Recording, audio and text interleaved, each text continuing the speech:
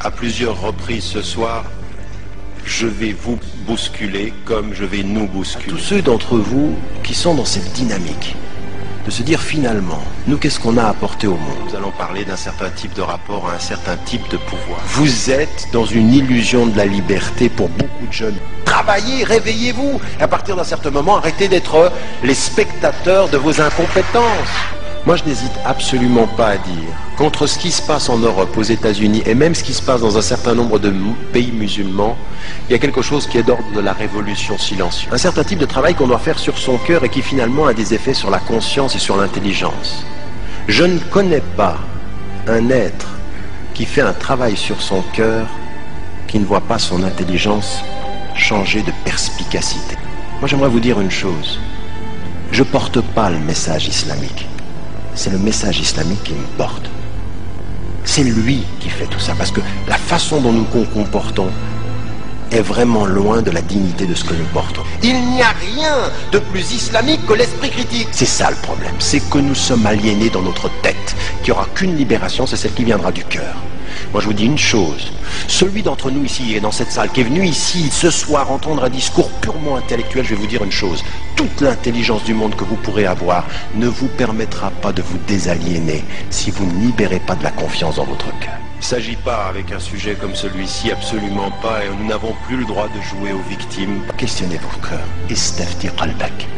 Demande à ton cœur l'état dans lequel il est. Une ignorance immorale est une contradiction dans les termes. Subhanallah, il y a des sciences profanes en islam. Vous pouvez dire qu'il y a une science profane. Vous pouvez dire la médecine c'est une science profane. Mais toute science porte en elle une dimension de votre foi. Quand vous répondez à 3 questions. 1. Quelle est mon intention? 2. Quelles sont les limites? 3. Quelles sont les finalités? Une certaine teneur à un regard sur le monde, c'est un certain pouvoir sur le regard. Donc c'est un instrument de pouvoir intellectuel. C'est un effort permanent. Un effort. Jihad al-nafs, jihad al-aql, jihad al-hurriya, c'est ça qu'on est, c'est pourquoi on dit. Et le jihad et l'ilm aussi, c'est vraiment l'effort du savoir. C'est-à-dire que la demande de la science est une obligation pour le musulman et la musulmane, c'est parce que la science est le fondement de l'éthique. Moi j'ai eu des parents, on a vécu en exil. J'ai vu, je vous le dis, rahimahumullah, j'ai vu de ma famille des gens qui pleuraient dans l'exil, qui étaient loin de leur pays. Vous êtes ici chez vous, vous avez vos racines là, bah, travaillez. Il y a en connaissance là un certain nombre de choses dont on ne doit pas s'étonner qu'elles soient ce qu'elles sont. Je suis désolé, nous sommes aujourd'hui en train de produire des petits bourgeois musulmans qui se regardent et qui se disent un jour, Inch'Allah. Mais moi je veux pas d'applaudissements, je veux simplement que vous compreniez une chose pour la sœur. Oui, il faut commencer à étudier, mais en même temps qu'on étudie l'islam, on étudie à l'université, puis on fait les deux, puis l'université nous pose des questions, on retourne à l'islam, et de l'islam on revient aux études. N'arrête pas de faire ça. Moi j'ai fait de la philosophie, Nietzsche disait ça, qu'est-ce que dit l'islam? Et l'islam qu'est-ce qu'il dit? Et je me bats. Puis à un moment donné, ben, vous faites la paix avec vous-même et puis vous avancez. Mais ne dites pas, d'abord l'islam, puis un jour on verra. Non, il faut travailler les deux ensemble et les deux se nourrissent. Eh bien vous pouvez le faire. Rien ne vous en empêche dans ce pays-là. Rien. Personne n'est dans votre chambre, personne n'est à côté de votre lit, personne ne voit ce que vous faites le matin ou pendant la nuit, si ce n'est Allah. La ilaha illahu. Et puis c'est tout. Puis maintenant il faut s'y mettre. Moi c'est le conseil que j'ai à donner aux jeunes. C'est quand on sait qu'on devient moral. Ibn Hanbal, il cherchait un homme d'une certaine compétence, il voulait quelqu'un de compétent. On lui a dit, cet homme-là il est fasiq, c'est-à-dire il est pervers. Il a dit, sa compétence c'est à nous, sa perversité c'est à lui. Ceux qui transforment l'histoire, ce ne sont pas ceux qui rêvent l'avenir. C'est ceux qui sont lucides par rapport au présent. On est là vraiment, on est à la croisée des chemins. On est à la croisée des chemins, ça veut dire qu'on est là pour construire une conscience qui va changer ça, qui va nous changer nous. C'est-à-dire la capacité de regarder la télévision exactement comme le prophète alayhi wa sallam pouvait regarder le monde. L'islam prend le bien d'où qu'il vienne. Et quand vous avez des gens qui vous expliquent comment on utilise un outil, comment on maîtrise l'intelligence, vous devez maîtriser. Talabul ilm, c'est ça que ça veut dire. Qui que tu sois, Dieu t'a fait, ce que tu fais c'est à moi.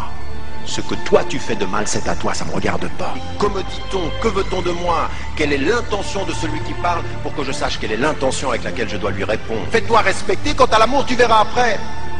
Non, non, regarde comment il me regarde, il m'aime bien. Je m'en fiche. Tu m'aimes pas, ça te regarde. Moi, ce que je te demande devant Dieu, c'est de me respecter. Et le meilleur moyen pour que tu me respectes, c'est que je me respecte. Parce que quand vous lisez le Coran, vous entendez Ya ulul albab, vous qui êtes doué d'intelligence. Il faut lire, vous avez plein de livres, sortez ici, il y a plein de livres écrits par plein de gens, vous êtes francophone, il y a énormément de livres, un temps il n'y en avait pas. Vous êtes sommé, au nom de ce que vous êtes, croyant musulman ou simplement être de conscience, vous êtes ce que vous voulez être, mais vous êtes sommé d'apporter au monde quelque chose qui le change. Souvent on dit aux musulmans, Dieu ne demande pas à quelqu'un plus que ce qu'il peut porter, mais j'aimerais vous dire une chose, c'est le contraire qu'il faut comprendre. Si tu peux porter ce que tu peux porter et que tu ne le portes pas, attends-toi au pire. À partir d'un certain moment, vous ne pouvez pas faire face à autant de pression, d'images, de symboles, d'aliénation intellectuelle si vous n'avez pas un processus de libération du cœur. À un moment donné, il faut rentrer à l'intérieur. À un moment donné, il faut éteindre la télévision. À un moment donné, il faut laisser tout ça. Il faut rentrer à l'intérieur puis faire un travail sur soi pour développer une lucidité, essayer de comprendre comment ça se passe. Einstein peut dire Dieu n'est pas, mais l'intelligence d'Einstein pour vous, c'est Dieu qui l'a faite. Lui il dit Dieu n'est pas, et vous vous dites mais Dieu t'a fait. Tu le sais pas, mais nous on le sait. Nous ne sommes pas des spectateurs du monde.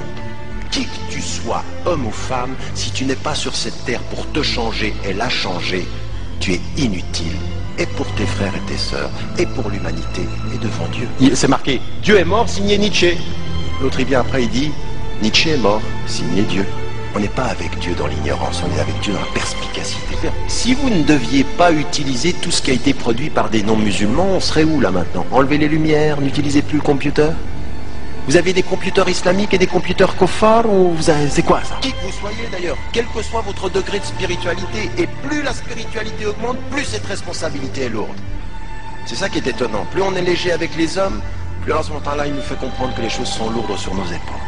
Si vous discutez avec quelqu'un et qu'il a une bonne idée, cette idée, elle est à vous. C'est effectivement la difficulté que vous avez avec les musulmans d'avoir un esprit critique. Ce qui est bon est à nous. C'est le patrimoine de l'universel créé. Aussi maintenant à donner une certaine image du modèle du bien-être. Être bien en apparence et être mal dans le fond, c'est jamais ce qu'Allah demande. Allah il demande d'être bien dans le fond, quant à l'apparence on verra, ça vient tout seul.